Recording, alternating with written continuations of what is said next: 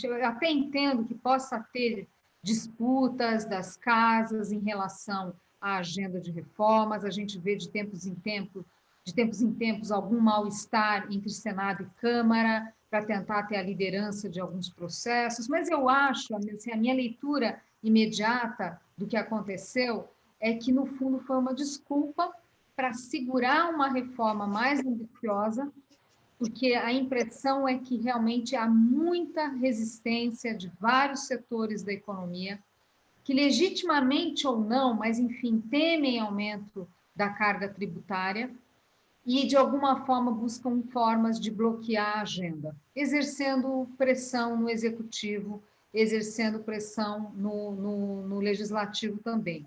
Importante lembrar que, quando se fala em simplificar a estrutura tributária, a gente está falando, em última instância, em reduzir o número de alíquotas, dar tratamento mais igual para os setores, porque hoje a carga tributária ela é nitidamente mal distribuída, se bem que a gente nem sabe bem, né, nessa confusão tributária que é o país, a gente nem consegue saber exatamente quem é vencedor, quem não é nessa história. Eu acho que, em linhas gerais, dá para dizer que a indústria paga carga tributária mais elevada, setor de serviços intermediário. E no Brasil, sempre, né, muita resistência ao que é novo, porque tem medo de piorar a situação.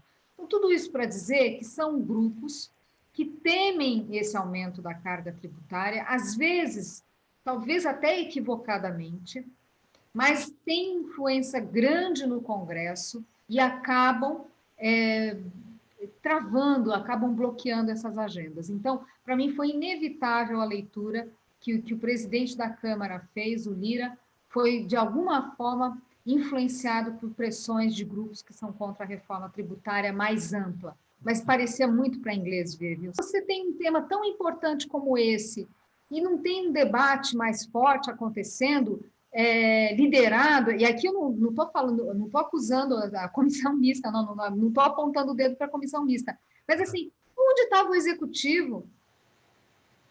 Não, é verdade. Você percebe que esse tripé ele não existe, né? Então, assim, é que nem achar que uma reforma da Previdência pudesse andar sem a colaboração do executivo.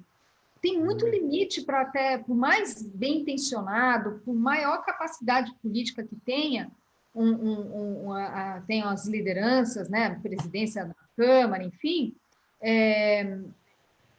esses temas mais polêmicos precisam do envolvimento do executivo, porque certamente a pressão é muito grande ali.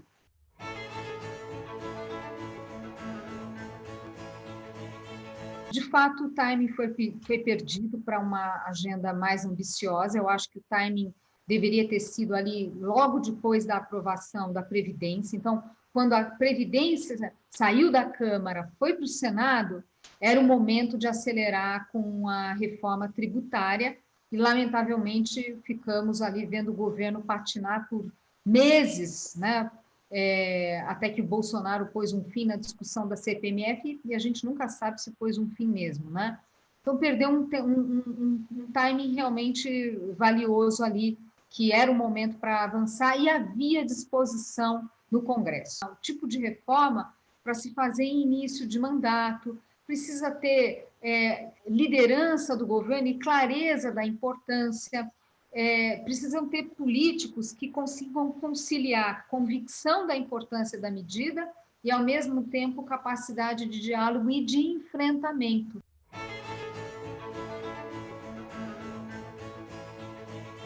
A simplificação significa eliminar exceções, regras especiais, tratamentos diferenciados, unificar alíquotas, e aí não tem jeito, tem impacto setorial. Lamentavelmente, a gente chegou num ponto que simplificar isso já é, por si só, algo que acaba afetando vários setores da economia, dado que a carga tributária no Brasil é muito desigual, exatamente, né? Porque também tem alíquotas muito diferenciadas para cada produto, nem para cada setor, dá para a gente dizer, né? Cada produto no Brasil tem uma regra, né? E então, infelizmente, essas coisas elas andam juntas, a simplificação e um tratamento mais equânime, né?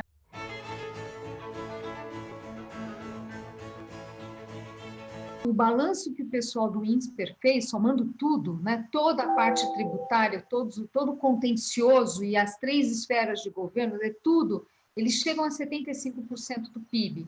Aí, pegando a administrativa, se não me engano, no nível federal, se não me engano, era algo como 19% do PIB. E no mundo, nem precisamos pegar países tão, né, avançados, mas, enfim, a experiência no mundo é abaixo de 1%.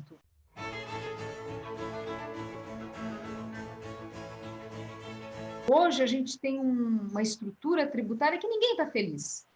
O fisco não está feliz, porque, né, por exemplo, você pega no caso, aí muito claramente, dos governos estaduais. Você tem um ICMS, que é um imposto caduco, que é um imposto que não mais... que a sua capacidade de arrecadação é decrescente, e nem estou me referindo aqui à questão da guerra fiscal, mas o próprio fato da gente ter uma estrutura produtiva hoje, menos industrial, mais de serviços, e ICMS não dá conta. Então, os estados insatisfeitos.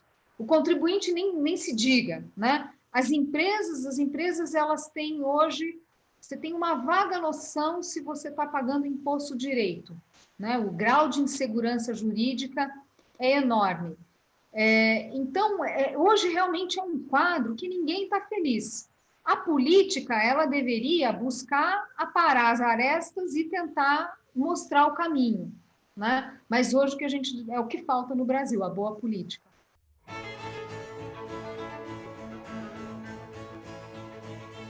Mesmo uma reforma fatiada, ou seja, que vá primeiro o CBS já seria um avanço importante, porque a PIS/COFINS, ela já tem um peso relevante, acho que, se não me engano, 30% do contencioso, uma coisa assim, né? No nível federal. Então, já é um imposto problemático que também dá muita dor de cabeça em termos de burocracia para as empresas. O esforço político também é muito alto para a CBS. Então, já que é assim, era melhor ir para uma reforma mais ampla. Agora, se você faz a CBS num contexto, já vamos garantir essa, para que um próximo governo vá a partir dela e amplie para incorporar os demais impostos, claro que pode ser bastante interessante. Acho que pode ser um caminho, sim. Seria bem-vindo. Mas, como eu disse, eu vejo resistências políticas também na CBS. Acho que a crise econômica, todas essas incertezas que tem no país, acho que deixam o setor produtivo, enfim, muito mais resistente à discussão de reformas. Se a condução, se as negociações forem no sentido de sair cedendo muito, e quando a gente olhar, tem um monte de alíquota, vários setores, cada um fazendo a sua alíquota, porque o Congresso foi cedendo à pressão dos setores, aí é melhor não fazer, porque depois para corrigir é mais difícil. Se é para fazer a reforma, se é para avançar com a reforma, que seja a CBS, e no sentido de fatiamento, de na frente avançar, enfim, mas que seja algo de fato de boa qualidade, porque senão, a gente sabe, aqui é um raciocínio de economia política, pode gerar uma acomodação, do tipo, mas já fez reforma tributária. Né? As coisas são distorcidas de uma tal forma que realmente preocupa. Porque às vezes as pessoas falam, não, né? Vê ali a manchete de jornal, aprovou a reforma e tal, mas que reforma? Né? Às vezes você vai estar engessando algo e tirando a chance de um próximo presidente fazer algo mais ambicioso.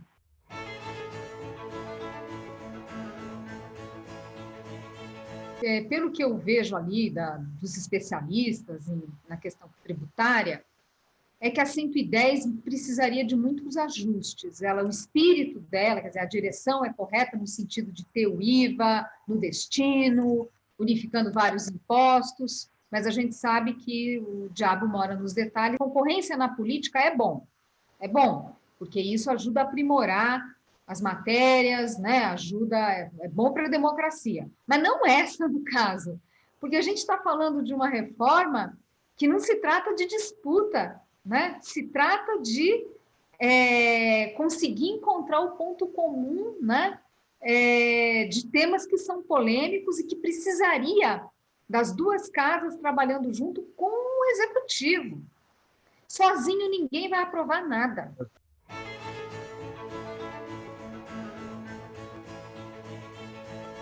O que a gente observa é que, assim, tem muitas medidas que poderiam ser feitas que não envolvam, quer dizer, meio que passar um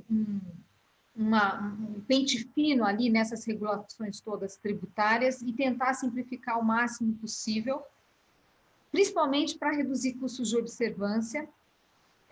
Então, aparentemente, tem trabalho que os fiscos podem fazer. Eu vejo assim, pode ser que tenham espaços para melhoras ali, de regras, mas tudo que depender de aprovação nas assembleias, no Congresso, ou seja, do Legislativo, eu acho que são medidas, de fato, para outro momento.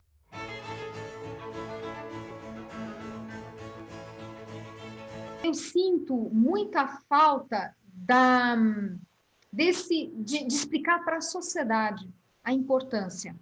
Então, eu acho que precisa abrir essas discussões, né? A sociedade precisa entender que a reforma não é só o enfrentamento dos grupos, o jogo ali no legislativo, mas a sociedade entender que a reforma é necessária, porque eu acho que você vai ali amalgamando, você vai conseguindo mais apoio. E eu acho que, quando a gente fala da tal nova política, para mim, a nova política deveria ser, né, nesse espírito, né, de tentar o máximo possível trazer para a sociedade, para a importância, porque tem horas que vem em temas que a intuição das pessoas é falar, não, essa reforma não é boa. Por exemplo, discussão de tributação de cesta básica. A gente tem essas isenções na cesta básica, que não é a melhor forma de fazer, nem de longe, a melhor forma de fazer política social, política de distribuição de renda.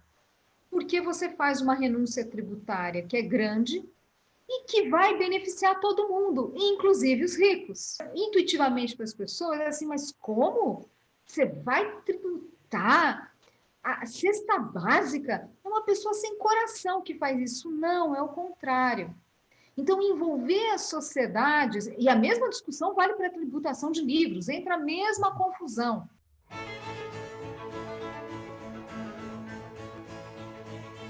Hoje, eu acho que tem uma preocupação anterior, de não deixar piorar, de não deixar um legado muito ruim para um próximo governo. Ainda que a gente não tenha avanços concretos, por exemplo, né, no caso da tributária, que eu acho que vai ser difícil, um ponto que eu acho importante é que a gente vai criando aqui, aumentando massa crítica, aumentando esse debate, de forma que um próximo presidente possa ter uma agenda mais ambiciosa. Ter esse amadurecimento é importante. A outra coisa, é claro que o fato desses temas mais polêmicos haver essa dificuldade toda, não quer dizer que outros temas estruturantes não possam avançar, esses que dependem menos de governo.